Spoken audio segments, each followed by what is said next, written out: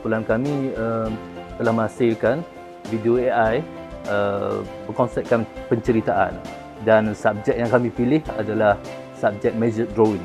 Bangunan yang telah dibina, kita dokumentasikan balik dengan mengukur balik setiap inci bangunan itu dan kita hasilkan kembali lukisan kerja. Mengandungi elemen sejarah, elemen working drawing dan juga elemen reka bentuk. So cerita dia berkisar kepada dua watak utama, iaitu Daniel dan juga Rai, cyborg robot lah. Dan Daniel ni adalah pelajar seni bina di Polisas dan mereka ada tugasan yang perlu disiapkan, iaitu tugasan measured drawing. So mereka pergi ke satu bangunan lama, rumah Melayu tradisional Pahang.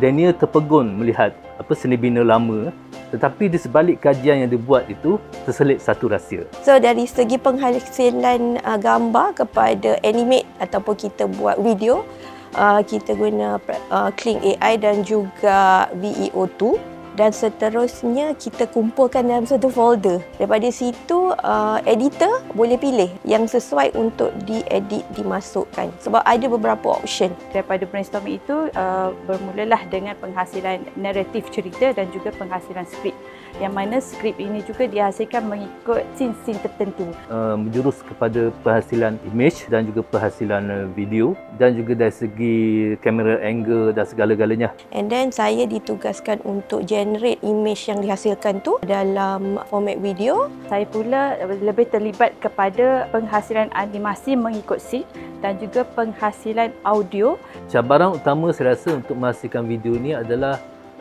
pemilihan platform yang sesuai. Image tu ataupun video, ia tak mencapai apa yang kita mahu.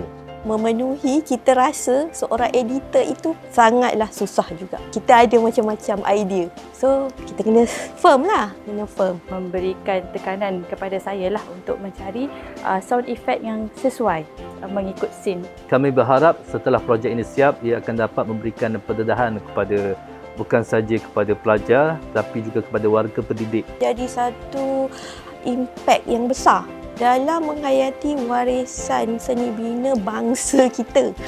Yang mana 100% menggunakan AI, saya harap ia bukan saja dapat menarik minat bukan saja pelajar seni bina, tapi sesiapa sahaja generasi sekarang yang menontonnya.